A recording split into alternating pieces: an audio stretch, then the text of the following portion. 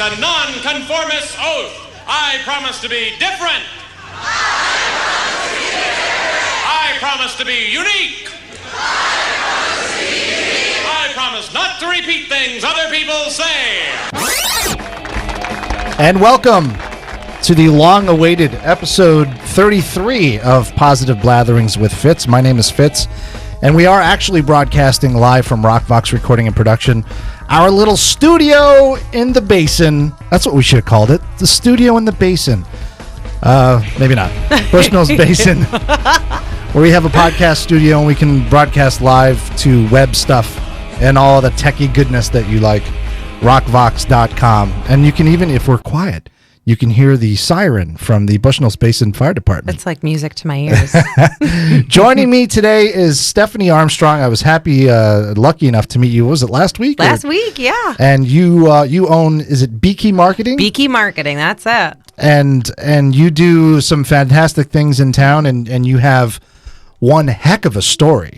Thank you. And you're a very, very positive and together person.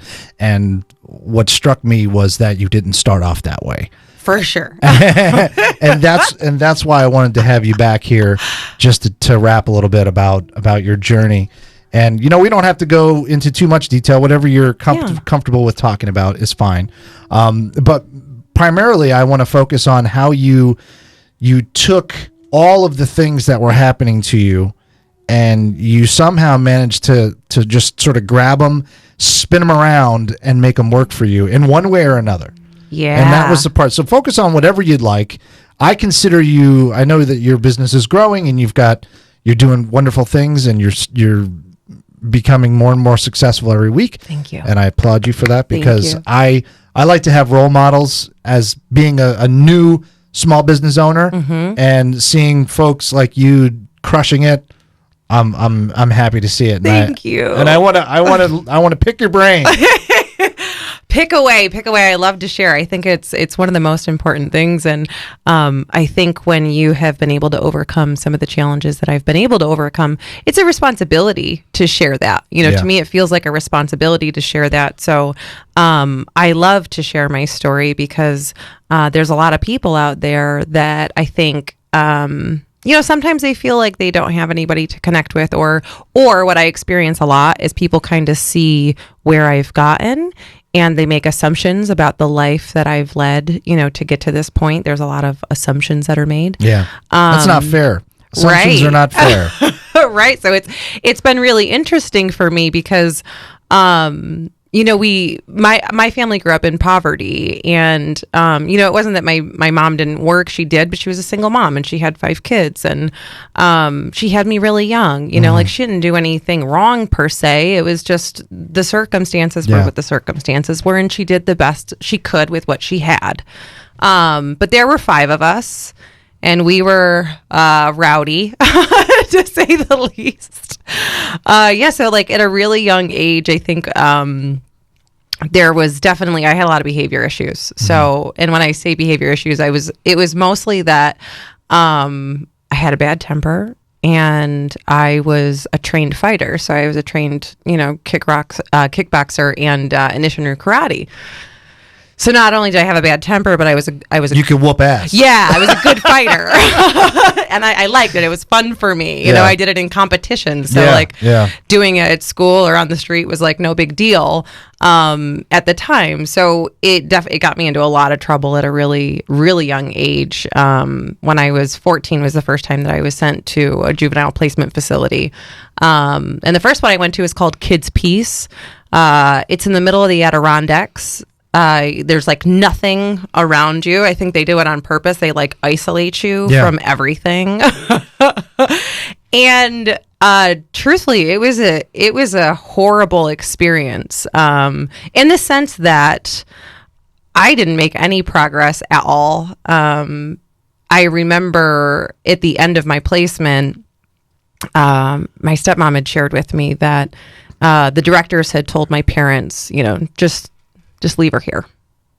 Like forever? Don't come back because she'll be dead or in jail by the time she's 18. Oh, jeez. And I remember my stepmom, who is like literally an absolute angel. Like, I am so grateful for my stepmom. She is such a wonderful example of what step-parents should be. Her and my mom have a wonderful relationship, and everybody's always been most interested in me, right? And like me being good. There was never any issues between any of them. And I really appreciate that.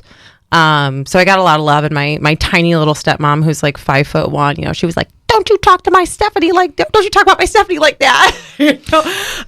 But you touch on a key point, and we all need an advocate. We all need someone who knows us as we try to discover what we are and who we are and battle our own inner demons. We need someone who knows us that can go in and say, you got to give this person a chance. This person needs a chance. You don't understand. Mm-hmm. You're just seeing, I'm sure that when you were younger, it was hard to get in. Yes. It was hard to become trusted by you. You probably had a lot of mistrust of people. Totally. Which is why you acted out. And then plus you can whoop ass. So nobody was going to mess with you. So that was even fewer people that were trying to get in and figure out what was going on there. Yeah, it's been interesting because I had gotten involved with Champion Academy, which is an amazing nonprofit program in the city, and over the summer. And one of the things that they talked about was this like trauma training that they do. And I was so moved by it because, my behaviors were all a result of trauma that had not been dealt with. Yeah. Unfortunately, we just experienced things and witnessed things that they affect the human psyche. So no one really understood, or maybe they did, but there wasn't anything being done proactively to really address the underlying trauma. And when I was at Champion Academy volunteering over the summer, they were talking about this amazing, this understanding of trauma and being able to see behaviors and understand that there's something underlying that, not react to the behavior, but instead kind of like lean in, with love and gently. And I was so moved by that. I've been getting more and more involved with the nonprofit because I get it. Like I was one of those kids, and they're approaching it in a way that I wish someone would have approached me with. I was kind of treated like this, hostile, which I was, don't get me wrong, but that didn't help anything, right? Like what I really needed was someone to kind of lean in and be supportive. Yeah. So it was a tough time, and I didn't, like I said, I didn't really improve. I went to placement, and I think they thought, she thinks she's so tough, but, we're going to put her in placement, and, she's going to be scared straight or something. Yeah. Yeah. It's the old boot camp mentality of like really forcing, right. Instead of figuring out what's going on. It's like, we're going to hammer out this crooked thing and make it straight. Like, it doesn't work that way. It doesn't at all. Snap before it actually bends back into place. So what would you say, if you could look back, is there one pivotal experience, pivotal moment, pivotal person perhaps that kind of reached in and was like, yeah, it's funny, like looking back, I can see so many places where there was some divine intervention that took place, whether it was a person, whether it was something specific that was said to me. Because when I was 17, I ended up getting sent back to placement. This one was a little bit of a not as nice placement. And this one was outside of the Pittsburgh area called Ridgeview. And, the girls that I was there with, like I was getting in a lot of trouble for fighting and things, but the girls that I was there with were, addicted to like heavy drugs. They were prostituting, and for me, I was like, I am scrappy, and insubordinate probably is another word that would have described me, but I'm not.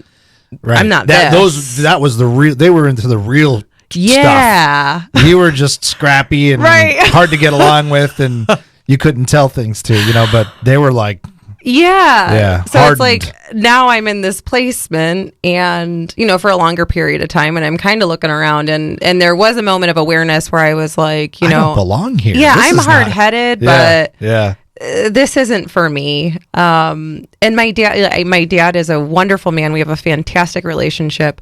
But But at the time, like as soon as I got out of high school, he was like, you got to like go do your own thing. Like, good luck. And I get it. It was horrible to live with. I would have done the same thing if I was him. But I was on my own, and I wasn't planning on being on my own. So I was homeless for almost a year. And I was in Elmira at the time in the Southern Tier.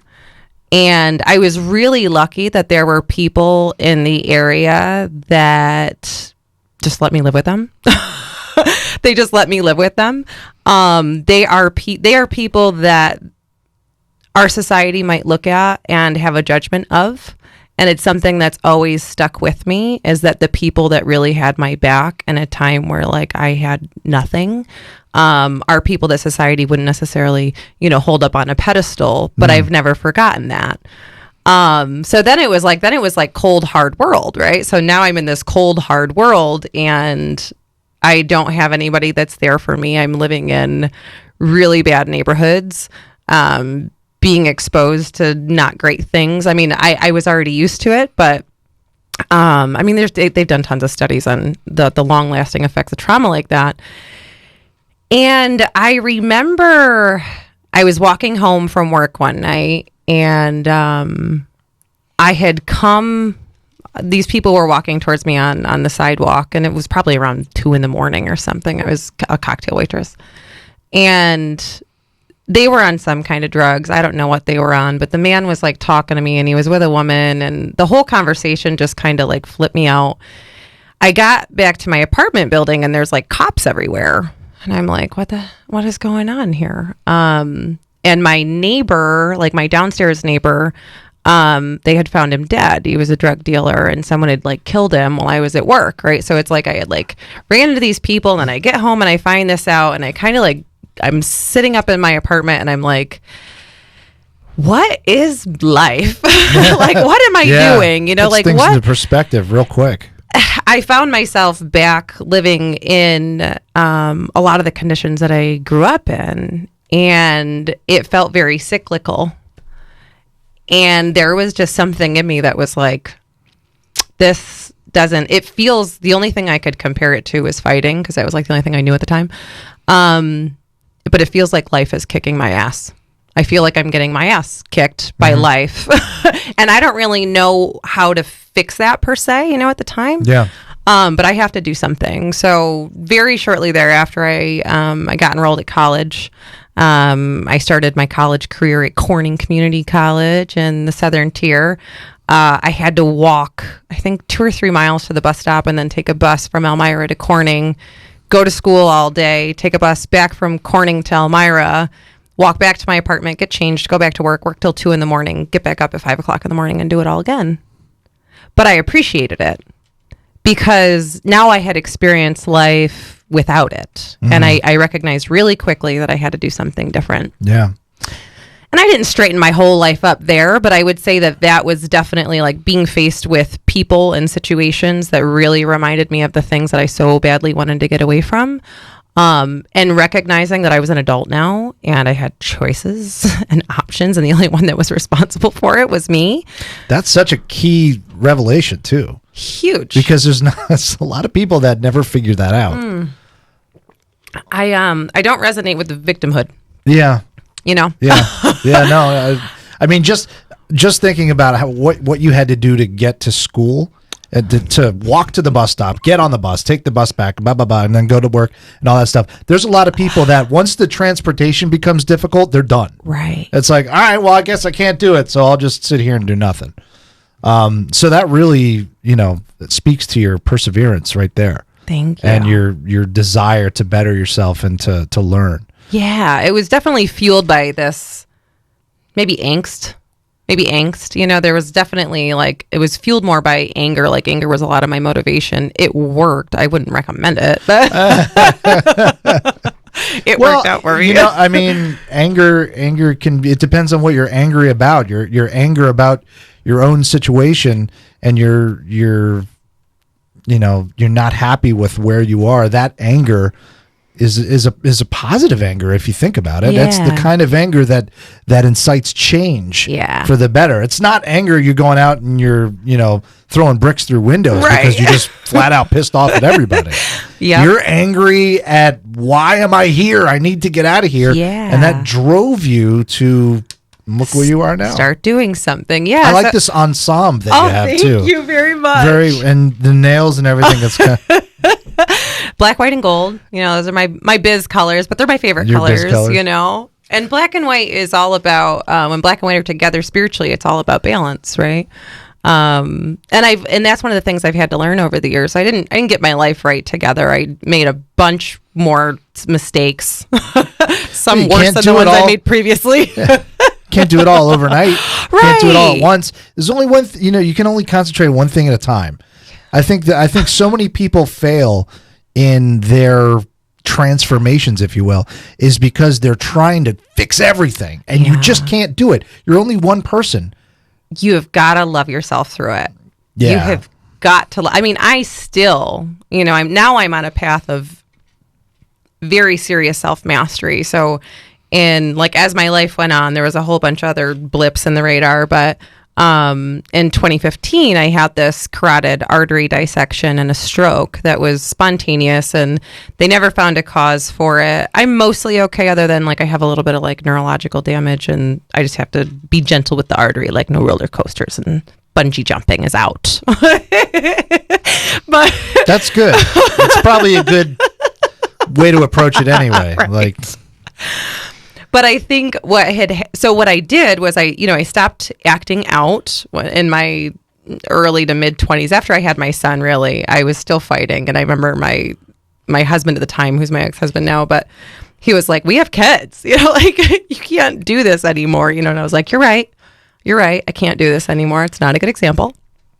But what I did, and I didn't realize I did this until I was much older, was I just started repressing it. Mm.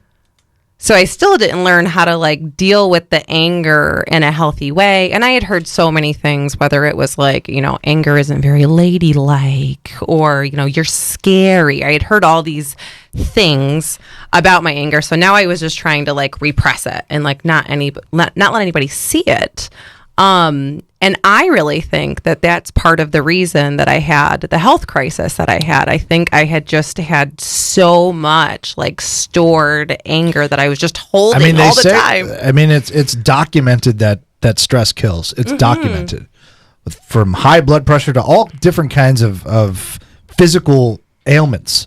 And maladies that happen because of stress. And it's interesting. You said, anger isn't ladylike. And anger is human. It's even beyond humanity. You know what I mean? It's a living thing. Yeah. That's something that everything that's alive, besides plants, I don't know if plants get angry, but most animals, they have that. It's more of a fight or flight and less of a cognitive thing, but that's human. To say that, oh man, that's terrible. Yeah. I'm sorry that you had to go through that. I still didn't figure it out. I thought I was good because I wasn't hitting anyone and I wasn't breaking anything. So I thought I'm good. I got this anger thing under control. And then when I had my health crisis, basically, I wasn't expected to live through that. So we went through all of my end of life stuff, and Western medicine, from their perspective, they couldn't do surgery on it because where the dissection was, they were like, you'll bleed out on the table. We can't do the surgery. It's not a safe procedure.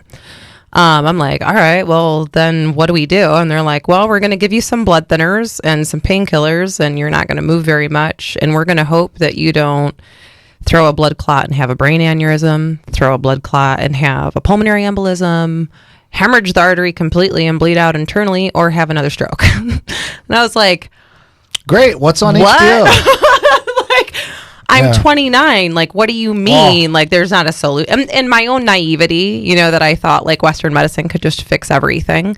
But I had a friend that on a whim was just hey, I don't know how you feel about this, but I know this lady, she's like a Reiki practitioner, and they do like holistics and botanicals, and there's some shamanic practitioners. And, you know, I grew up in church, so she wasn't really sure how that would sit with me from a religious standpoint. Sure. And to be frank, like, it did tweak me a little bit because I didn't understand what shamanism was. I had heard things about it. I thought it was, I mean, to be candid, I thought it was like voodoo. Voodoo, yeah. Yeah, so, which is horrible that we have devil. this terrible cultural ignorance about what shamans are, because in indigenous cultures, they were just healers. They were just the village healers. That's just what they did, you know, so we have this really big misconception. But I said, you know, as long as it's not like devil worship or something, you know, I'm not sacrificing any children or like drinking any animal, you know, as long as it's not anything like that. Sure. You're going to do fine. But see, we've got this goat back here and I mean, I get it. Like, that was my, you know, that's what people that, if you don't know, right, especially if you raised, you know, like I was raised Catholic. And so pretty much anything that's not Catholic is bad. Oh my gosh. It's terrible. And it really held me back. So I end up going to see these people, you know, and I get some, and it was really interesting because at the time I was in and out of the hospital like every 7 to 10 days, because basically every time I had a new symptom, I had to go back to Strong, which, like, shout out to Strong, amazing place. They did great work with me. But every time I had a new symptom, I had to go back because it was so serious. So I was in and out like every 7 to 10 days. So they're scanning this thing. I mean, they had scanned me so much at one point. They were like, we literally can't scan you anymore because there's so much radiation in your body that we just can't do it. And I'd love to know what the artery looks like, but we cannot scan you anymore. I was like, okay. Yeah. But we had been keeping track of like what was going on. So I go in, I think it was on like August 4th, and I get scanned, and the dissection, the time I think was like 2.7 centimeters long, which in like this world that we live in right here, 2.7 centimeters is tiny. But in your artery, 2.7 centimeters is massive. It's huge. So they had scanned it. So we had that on the 4th. So on like August 10th, I go and I see the holistic practitioners and the shamanic practitioners and the Reiki masters, which was a wonderful experience. I follow up at the stroke clinic with Dr. Holmquist 11 days later, and the artery is completely resolved. Not only is it resolved, it was 90% full of blood clots. They were all gone. They had all completely cleared, and there was no scar tissue. What did they do? Right. That's what I said. I was like, I don't know like what Miyagi they know. You know, it was a lot of like hands-on type of healing, and they focus on chakras. And really what ended up happening was I committed my life to it.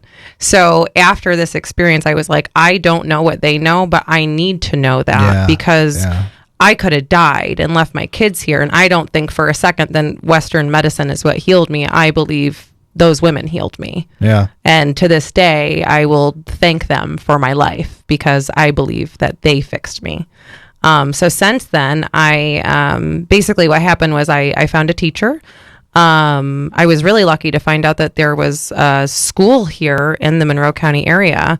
So I found a teacher, and basically what happens is you take it on almost like you would take on college, you know, like as a student. It's called, the word for it, the Sanskrit word is sadhana.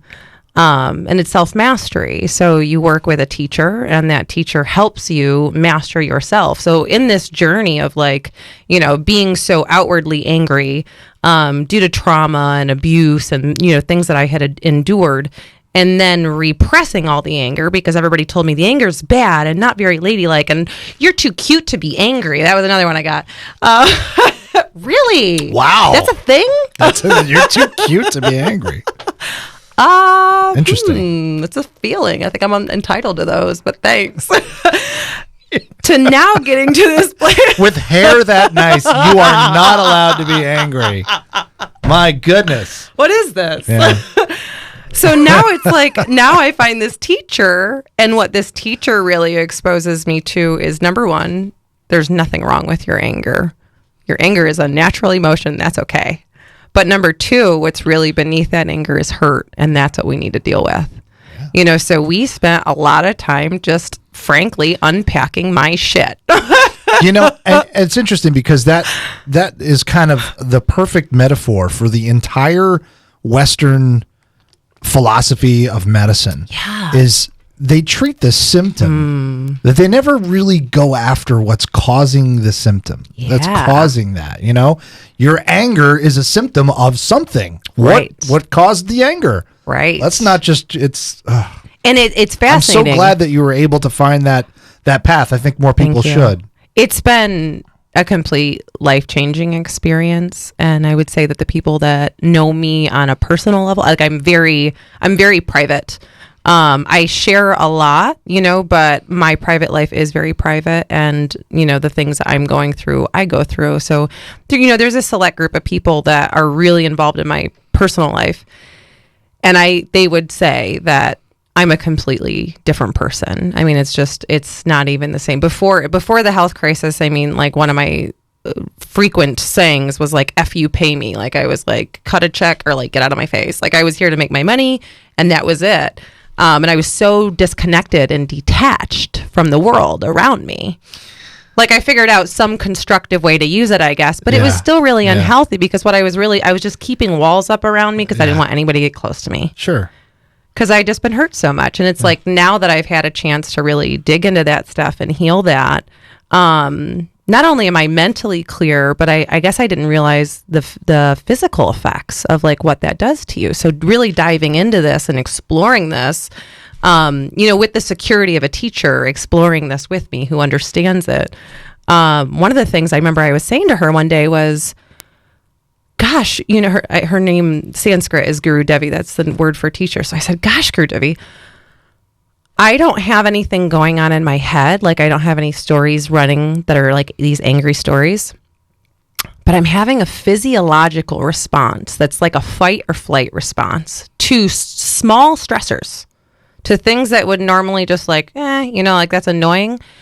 I have this response system in my body, like, how do I change that? And that was what really startled me, was when we create these emotional patterns, we don't realize the patterns that we're creating in our actual physical body. And it speaks to really what you were talking about earlier about how the emotions really can create disease. Yeah. And that's scary because America is ridden with disease. Yeah.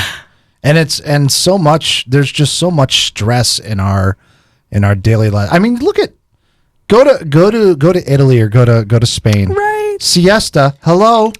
I love afternoon naps. Who does? A bottle of wine, not a bottle, but a glass of wine, a nice meal, and then a little nap, and then you kind of stroll back to work. And what do you know? I don't have as much stress as I used to have. We're almost running out of time here, but I wanted to touch on when in this journey was BiQi invented? So I had my dissection and all that was on July 1st, 2015.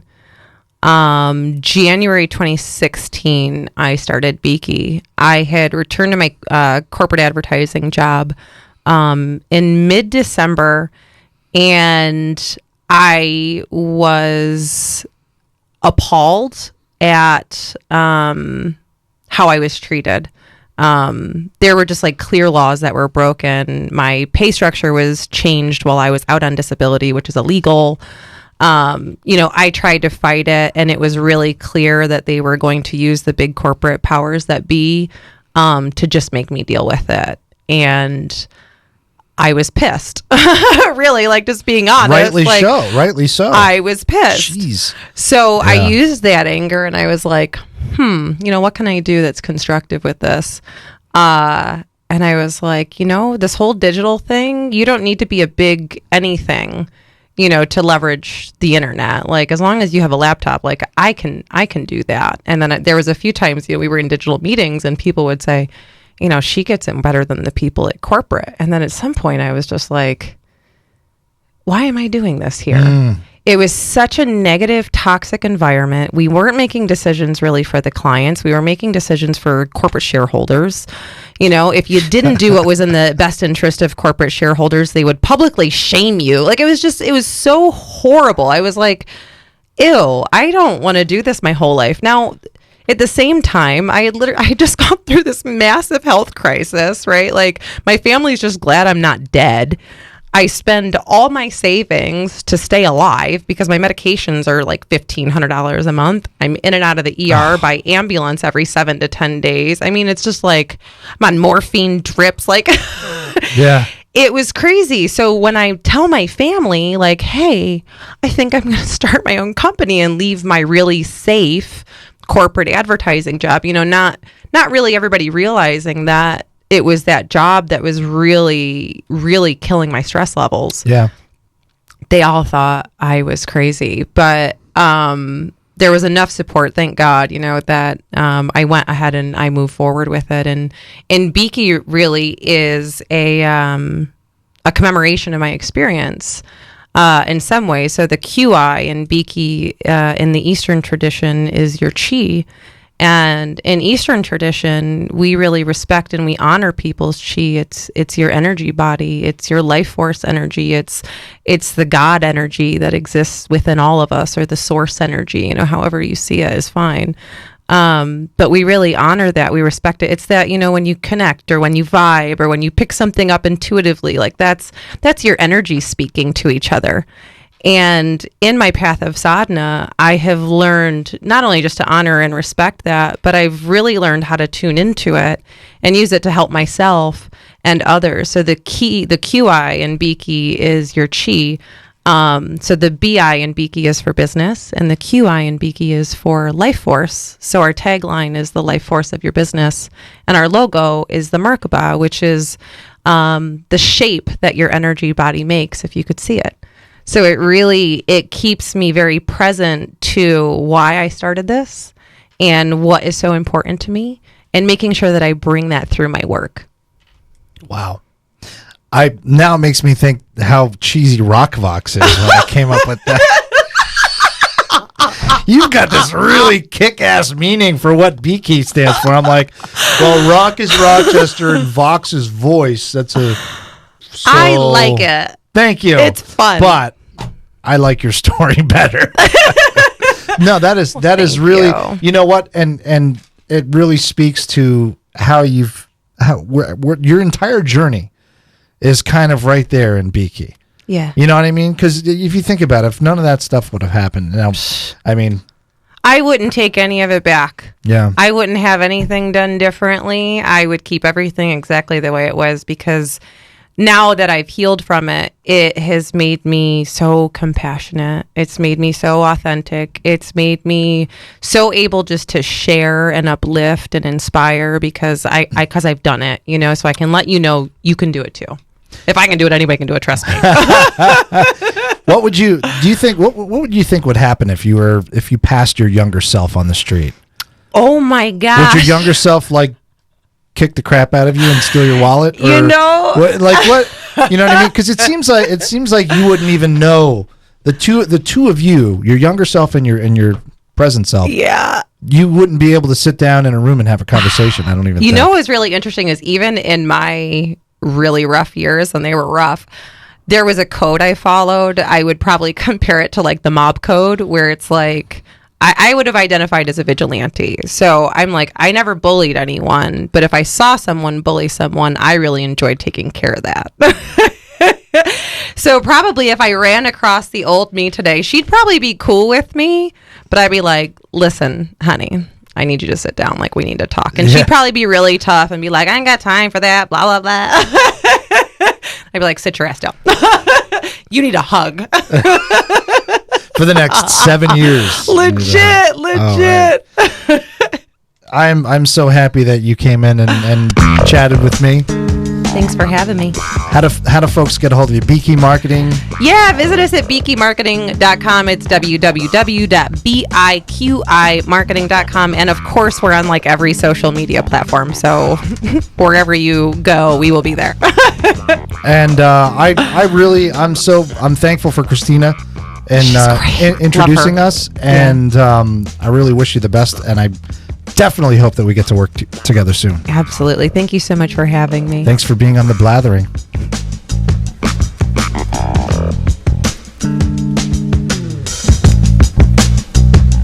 Blah, blah, blah.